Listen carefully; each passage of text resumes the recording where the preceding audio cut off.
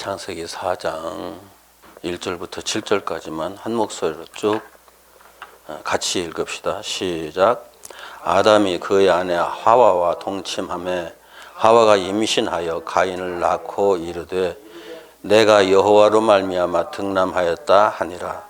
그가 또 가인의 아우 아벨을 낳았는데 아벨은 양치는 자였고 가인은 농사하는 자였더라. 세월이 지난 후에 가인은 땅의 소산으로 제물을 삼아 여호와께 드렸고 아벨은 자기도 양의 첫 새끼와 그 기름으로 드렸더니 여호와께서 아벨과 그의 제물은 받으셨으나 가인과 그의 제물은 받지 아니하신지라. 가인이 몹시 분하여 안색이 변하니 여호와께서 가인에게 이르시되 네가 분하여 함은 어찌 됨이며 안색이 변함은 어찌 됨이냐.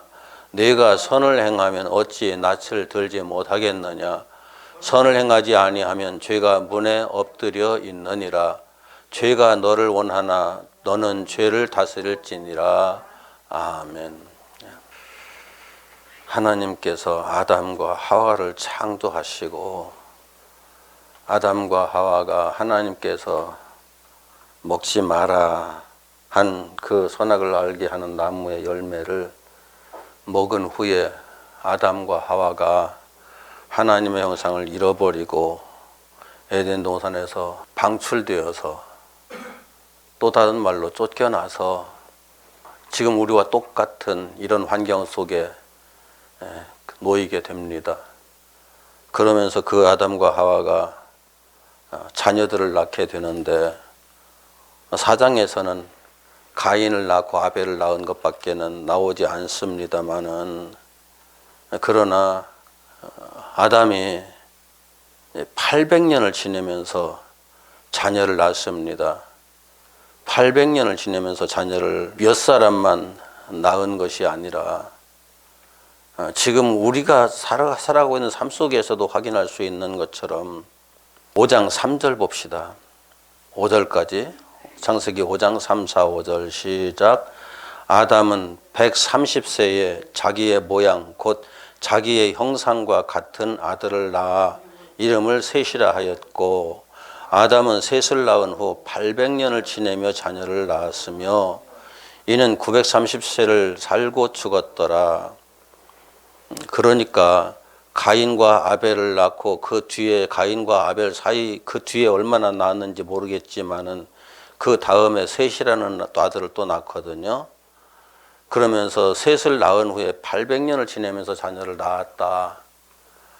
그러니까 그냥 우리 보편적으로 2년이나 3년쯤 해서 아들, 딸 낳는다고 생각하면은 몇 명 정도 낳았을 것 같아요. 엄청나게 많은 자녀들을 두었겠죠.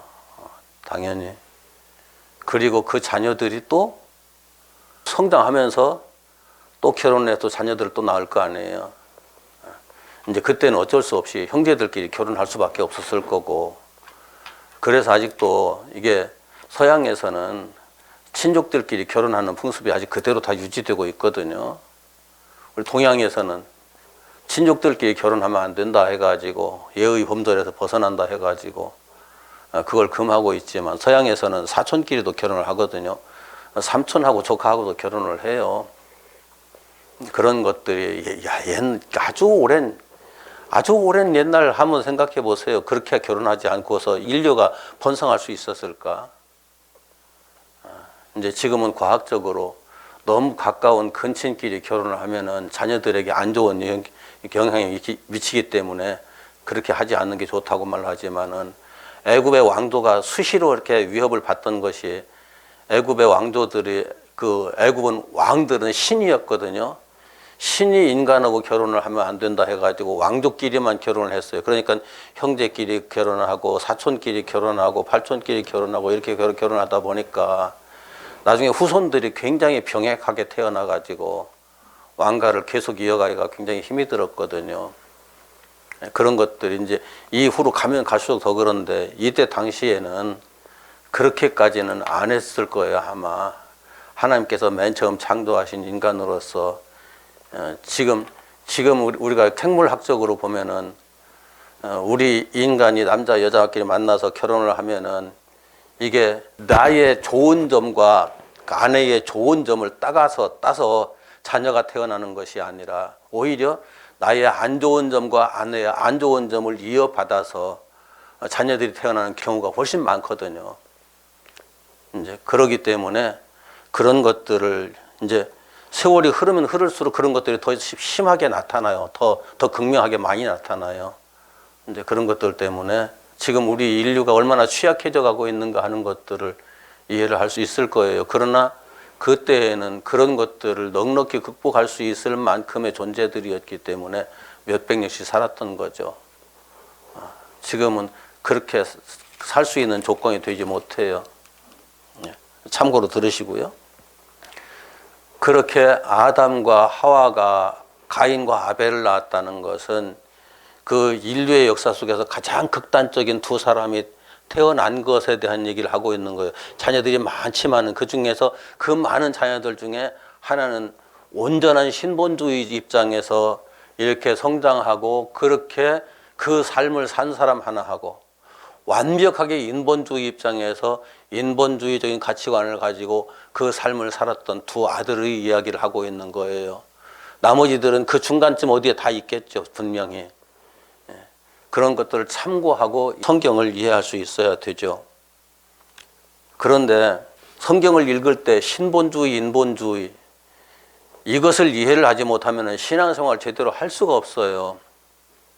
신본주의는 오직 하나님에 인해서 하나님에 의해서 하나님으로만 그렇게 모든 그 생각을 이어갈 수 있는 것, 삶을 거기에다 초점을 맞추어서 살 수 있는 사람이 신본주의인 사람이고, 인본주의 사람은 오직 사람에 인해서 사람에 의해서 사람으로만 모든 것들을 그냥 시작과 모든 과정들과 끝을 전부 다 인간으로만 채워버리는 그것이 인본주의의 극단이에요. 그런데 신본주의에다가 인본주의를 적당히 끌어들이면 그것이 신본주의가 될까요? 인본주의가 될까요? 마치 이런 거예요.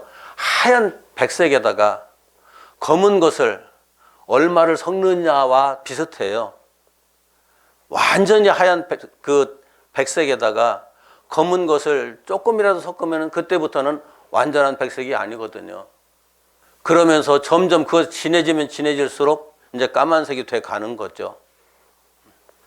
그러므로 신본주의, 인본주의가 조금이라도 가미되면은 그건 본래의 신본주의가 아니기 때문에 그건 이미 변질된 거예요. 그래서 성경에서 그 반죽한 빵에 누룩이 섞이는 것으로 진리의 다른 사상이 섞이는 것을 비유를 했어요. 빵 반죽해 놓은데 누룩이 섞이면은 틀림없이 발효를 하거든요. 발효 과정이 진행이 돼요. 쉬운 말로 발효지만은 정확하게 그냥 원칙적으로 얘기하면 썩기 시작하는 거거든요. 썩는다는 표현 여러분들 이상하게 듣지 마시고요. 적당히 썩은 것을 발효한 것이라고 우리는 얘기를 해요. 그대로 놔두면 폭삭 썩어버리거든요. 적당히 썩어서 우리가 발효되었다고 말하는 그 상태가 우리가 이제 섭취를 하게 되면은 뱃속에서 소화하기 아주 쉽게 되는 거죠. 그래서 발효된 요구르트 같은 걸 상온에다 그냥 내놓으면은 금방 썩어서 못 먹게 되거든요. 다른 어떤 그냥 극소량의 미생물이 신선한 우유에 금방 짜가지고 완전히 멸균해 놓은 우유에 들어가면은 아주 소량의 미생물이라고 해도 그 우유는 얼마 못 가서 다 상해요.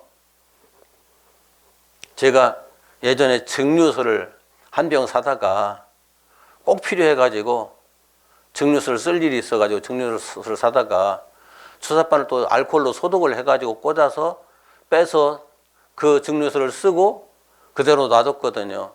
소독을 했기 때문에 알코올로 소독을 했기 때문에 주사바늘 꽂은 것에 영향을 안 받을 것이라고 생각하고 이건 나중에 써야지 하고 놔뒀는데 1년 뒤에 보니까 증류수 안에 그 얼음 이게 살얼음 낀 것처럼 그 증류수 병 속에 그것이 꽉 차 있더라고요.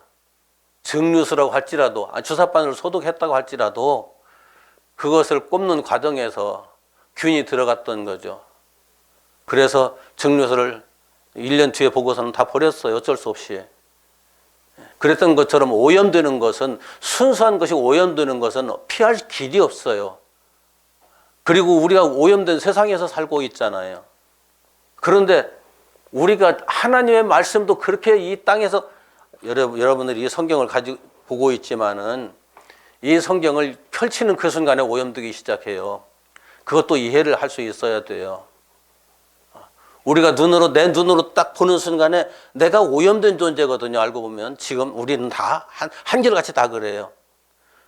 우리 모두가 다 오염된 존재들이기 때문에 오염된 눈으로 딱 보는 그 순간에 오염된 것들이 여기에 섞여서 들어오게 돼 있다고요. 당연히 그래요. 그래서 어떤 눈으로 보느냐에 따라서 하나님의 말씀이 천차만별 달라질 수밖에 없는 거예요. 이것을 맨 처음 우리에게 이 인간의 역사 속에 누가 끌고 들어왔느냐? 사탄이 끌고 들어왔어요. 사탄이. 하나님께서는 너는 먹지 마, 먹으면 죽어라고 말씀하셨는데 사탄은 내가 그것을 먹는 날에는 내 눈이 밝아져 하나님과 같이 된다고 얘기를 했거든요. 하나님은 너는 먹지 마. 그것은 무슨 말씀이었냐면은 내가 다 완성할 거야. 내가 다 완성해서 너에게 줄 테니까 너는 그것을 내 것으로 삼아서 내가 하려고 하지 마라고 말씀하신 거였거든요. 그런데 사탄은 내가 그것을 가지고 내가 하고 싶은 대로 하면은 너는 하나님과 같이 되는 거야 라고 말하고 있어요. 성경에 있는 모든 내용을 내가 하려고 하지 마 하나님은 처음부터 말씀하셨던 거예요. 그런데 인간은 성경을 보는 순간에 하나님께서 이렇게 말씀하셨네. 그러니까 내가 그렇게 해야지. 그 순간부터 문제가 생기는 거죠. 즉시 생기는 거죠. 이건 사탄이 우리 마음속에 이미 뿌려놓은, 어찌 보면은 우리 마음속에 깊이 새겨놓은 우리 존재의 본질 때문에 나타나는 현상이에요. 그래서 신본주의라고 하는 것은 하나님께서 너는 건드리지 마. 내가 다 해서 너에게 줄 테니까 너는 가만히 있어 라고 말씀하시는데 우리는 지금도 여전히 성경을 읽으면서 이건 내가 해야 돼. 우리가 해야 돼. 온 인류가 이건 이루어야 돼 라고 생각을 하거든요. 거기에서 어마어마한 차이가 나는 거죠. 가인과 아벨에게서 나타나는 현상이 바로 그런 현상이에요. 자, 4장 봅시다. 4장에 3절 같이 읽어요. 시작. 세월이 지난 후에 가인은 땅의 소산으로 제물을 삼아 여호와께 드렸고, 세월이 지난 후에라고 하는 것은 이게 가인이 성인이 되었다, 아벨이 성인이 되었다.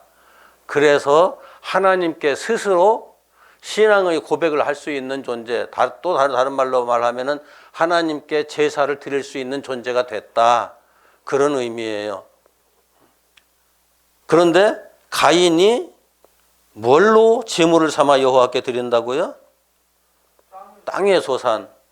땅의 소산. 이제 우리가 꼭 기억해야 돼요. 여기 땅이라는 말과 아담이라는 말과 같은 말이에요.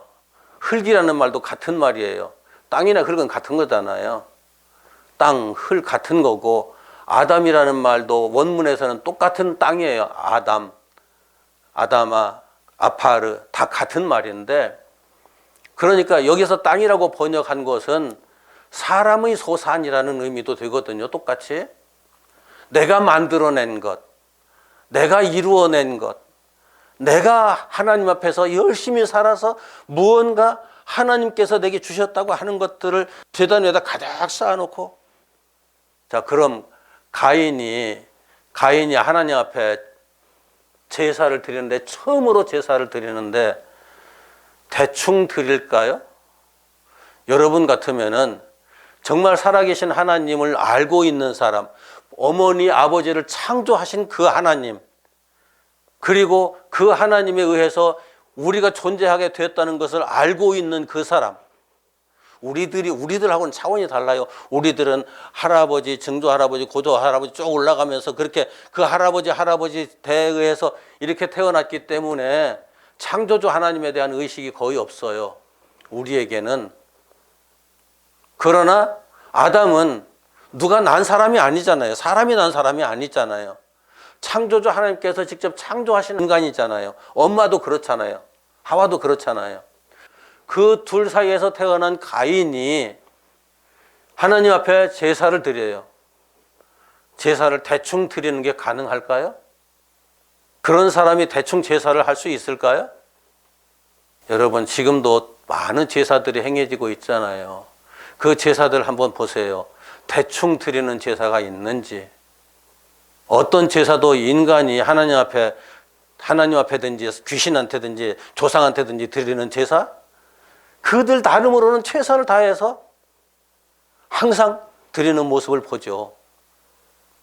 가인이 제사를 드렸을 때 땅의 소산으로 제사를 드렸다는 것은 땅에서 내가 농사를 지어서 거기서 얻은 농산물을 가지고 제사를 드렸다, 그런 말이 아니에요.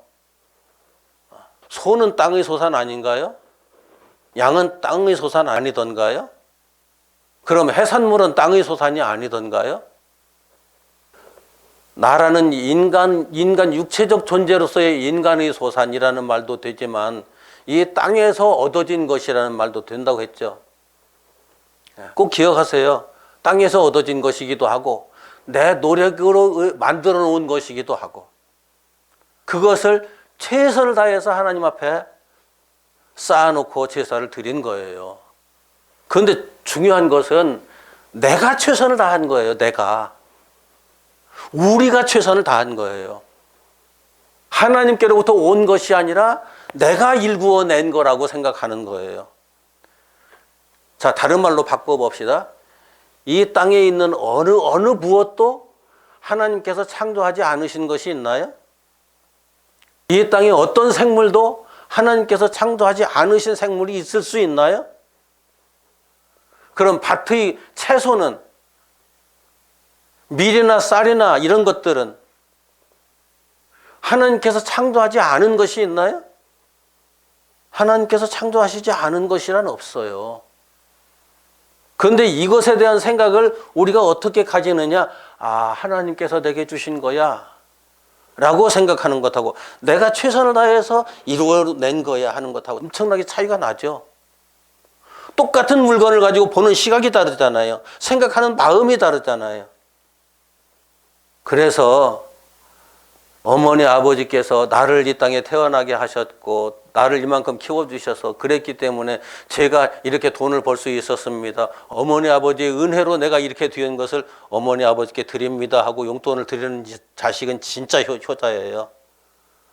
그런데 내가 이것도 하고 저것도 해서 이렇게 벌었습니다.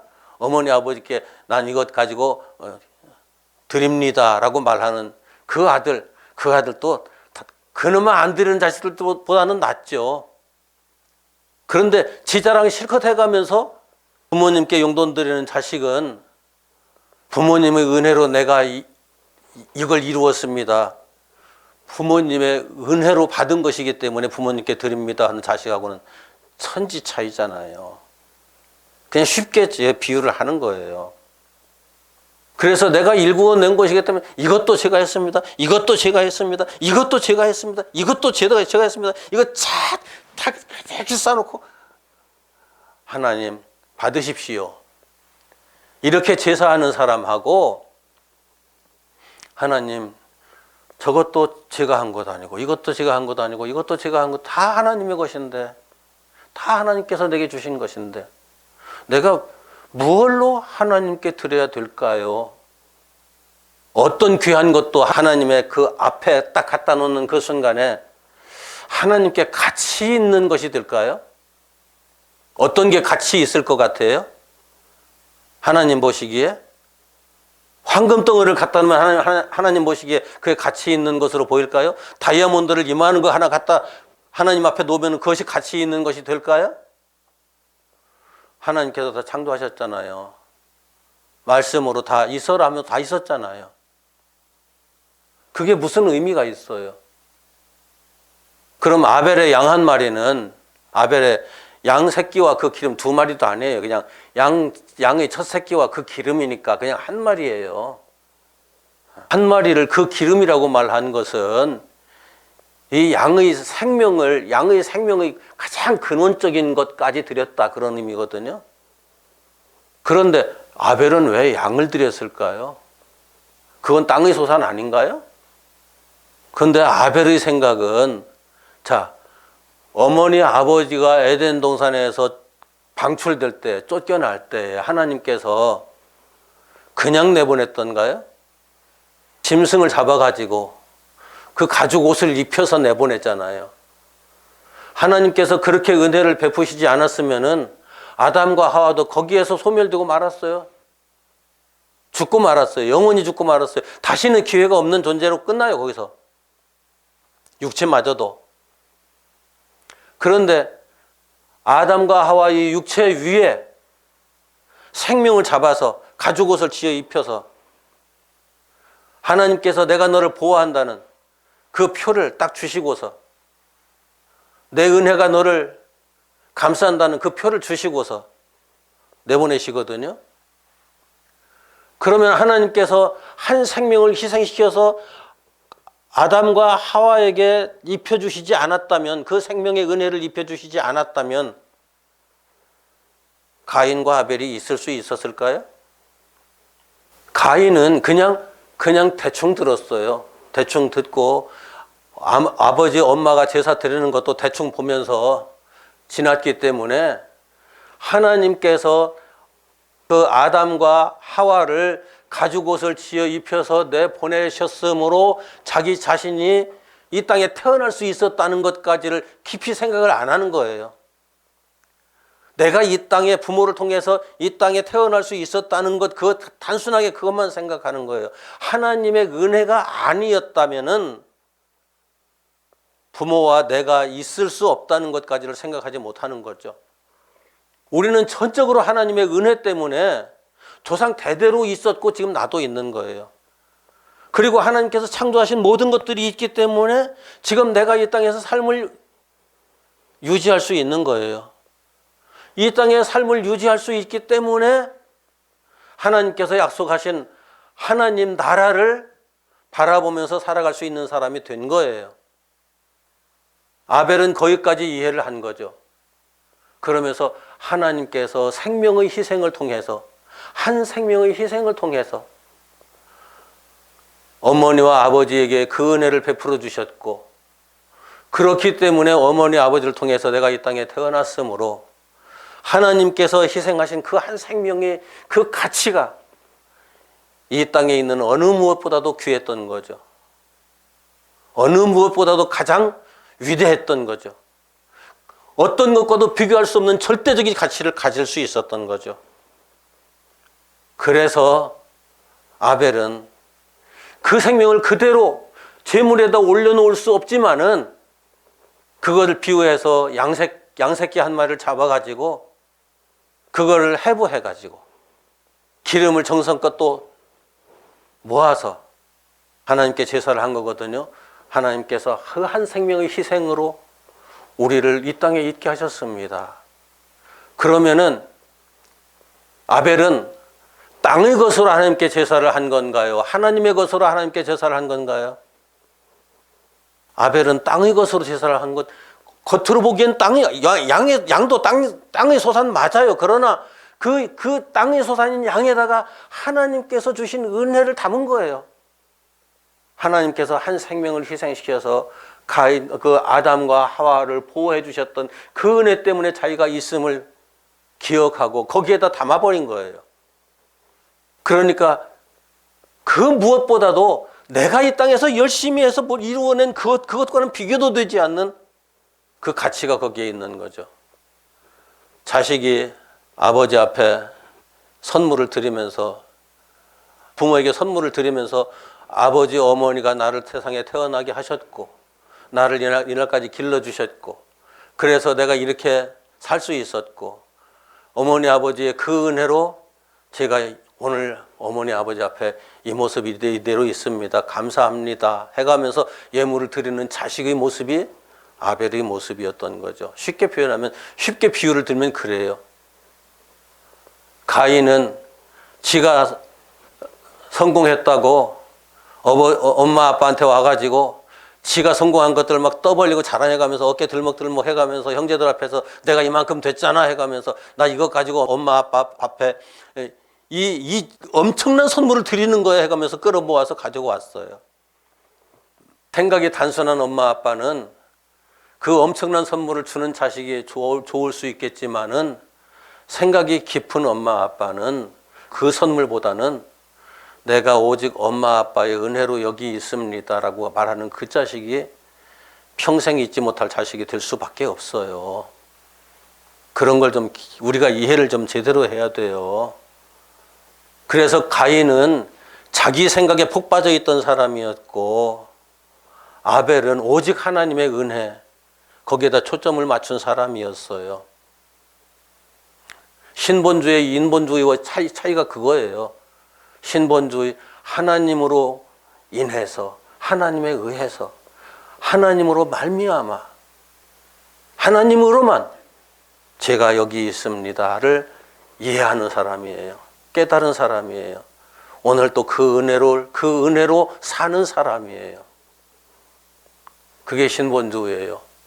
인본주의는 오늘 내가 어떻게 해야지, 내일은 내가 어떻게 해야지, 어떻게 해서 내가 이거 뭘 해야지, 내가 이렇게 했으니까 와 내가 대단한 사람이야 까지 가면은 하나님 앞에서는 영원히 멀어지는 사람이에요. 그런데 너무나 많은 교회들이 너무나 많은 목사들이 사람들을 인본주의로 가르치고 있어요. 뭘 해야 된다, 이렇게 해야 된다, 저렇게 해야 된다. 하나님의 은혜를 말하지만 그 은혜의 본질 속에 들어가지를 못해요. 신본주의를 까딱 오해를 하면은 겉보기에는 진짜 무능한 사람처럼 보이고 진짜 아무것도 할 줄 모르는 사람처럼 보이고 중요한 일들을 결단할 때 회피하는 사람처럼 보일 수도 있어요. 다 하나님께서 하셨습니다. 하나님께서 하십니다. 하나님께서 다 이루실 것입니다. 그 결과 어떻게 되느냐?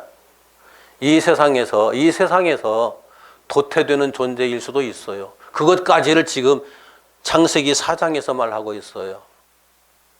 인본주의자들에 의해서 신본주의자들은 무시당하고 멸시당하고 나중에 죽음까지 당하죠. 십자가에다 못 박히는 것이 인본주의자들에 의해서 십자가에다 못 박히는 거예요. 신본주의자들의 고난을 누구한테 받느냐? 인본주의자들에 의해서 고난을 받게 돼 있어요. 인본주의자라고 말하니까 하나님을 믿지 않는 사람일 것이다. 천만에요. 하나님을 믿긴 믿는데 가인처럼 믿는 거예요. 자기를 중심으로 해서 자기 위주로 하나님께 제사도 누구보다도 열심히 드리죠. 누구보다도 열심히 많은 걸 하나님 앞에 쌓아놓고 하나님 받으십시오 하죠.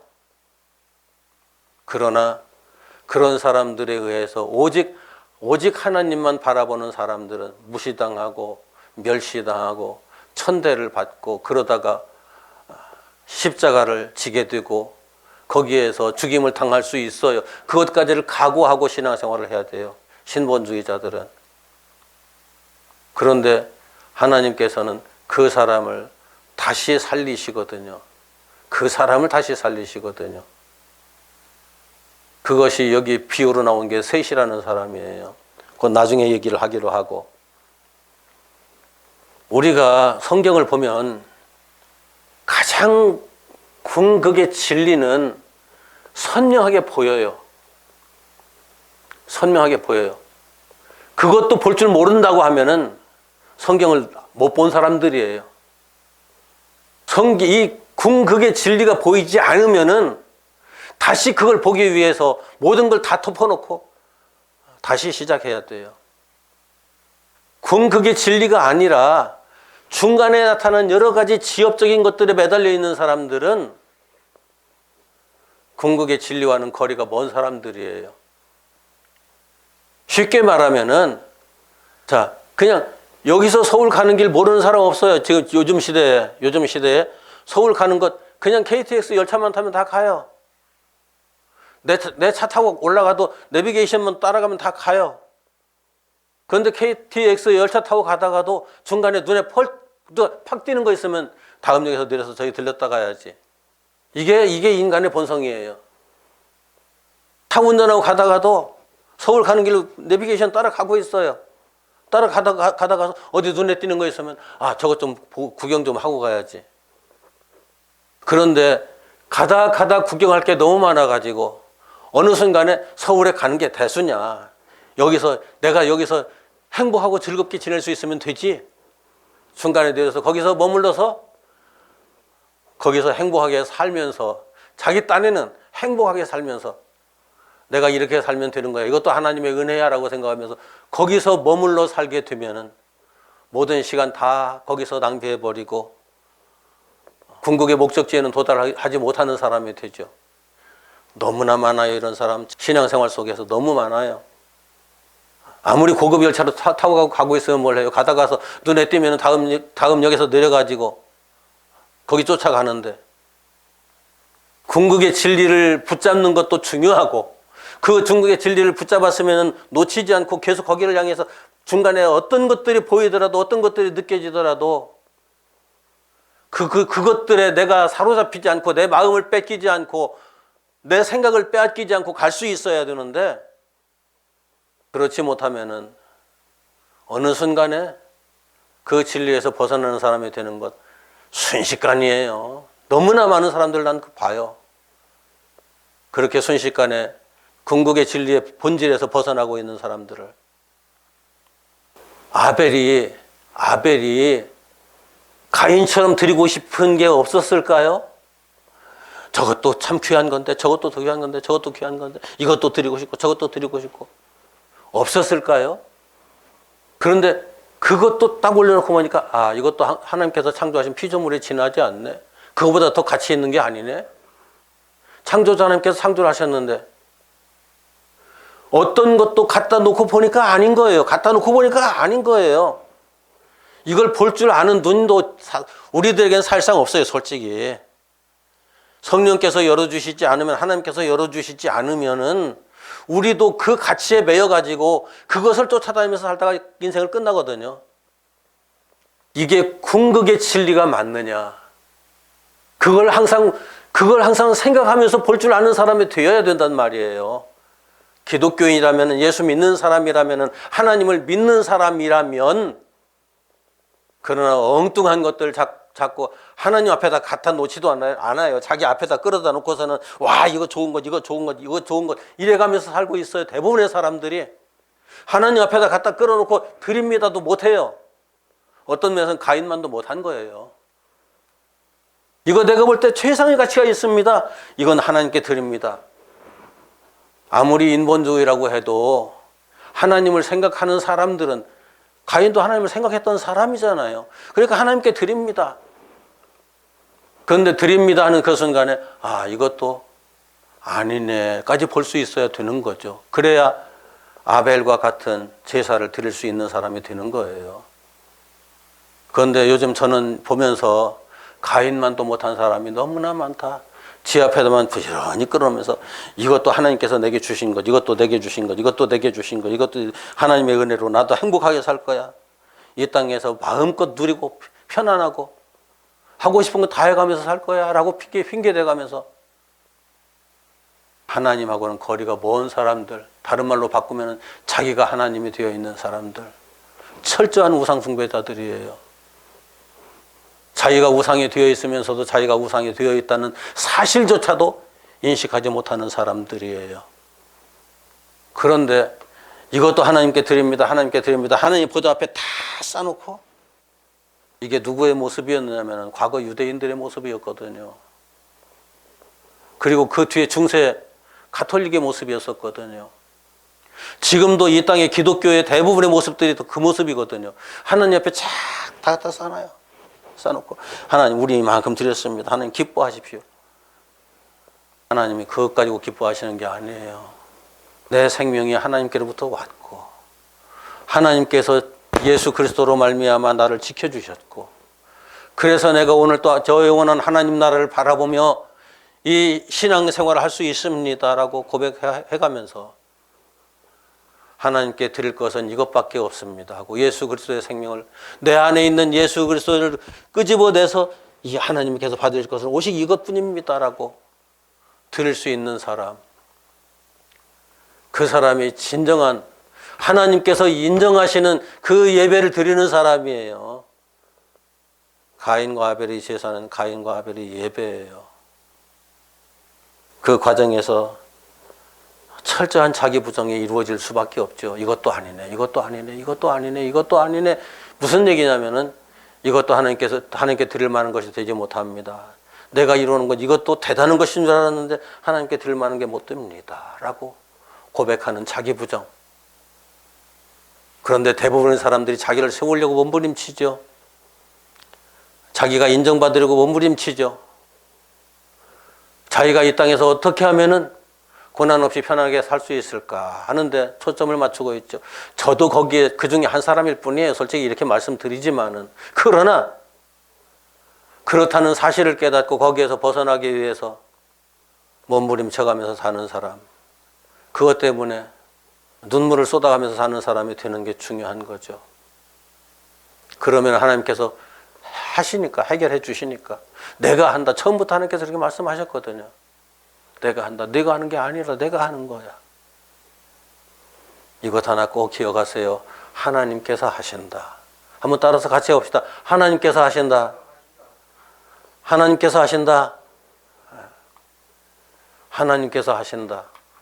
하나님께 그냥 핑계대고 나몰라라 하는 거 아니에요. 자기 부정이에요. 자기 부정. 아무든지 나를 따라오려거든 자기를 부인하고 자기 십자가를 지고 나를 쫓을 것이니라. 자기 부정이 신앙생활의 시작이에요. 그렇게 되지 않으면 아벨과 같은 제사 할 수 없어요. 언제나 가인의 제사에 머무르고 말아요.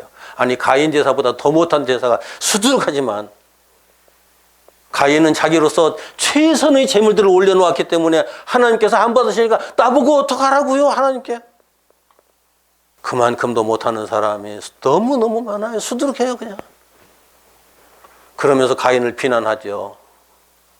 하나님께서 하신다는 이것을 믿기까지 내가 얼마나 나약한 존재인지, 얼마나 부정적인 존재인지, 얼마나 오류투성이인 존재인지, 엉망진창의 존재인지, 죄와 사망의 존재인지를 얼마나 깊이 깨닫느냐 하는 것과 같이 연결되어 있어요. 그걸 깨닫지 못하면은 자기 부정의 세계로 들어가지 못해요. 이게 성경의 출발점이에요. 하나님의 말씀의 출발점에서 우리들에게 가장 기본적인 신앙이라고 하는 게 무엇인지, 믿음이라고 하는 게 무엇인지, 하나님의 백성으로 산다는 게 무엇인지를 이렇게 우리들에게 가르쳐주고 있는 거죠. 하나님께서 이렇게 가르쳐 주시고 있음에도 불구하고 이것조차 받아들이지 못하는 사람들은 쉽지 않아요.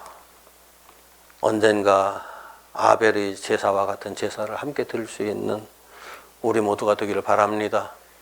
기도합시다.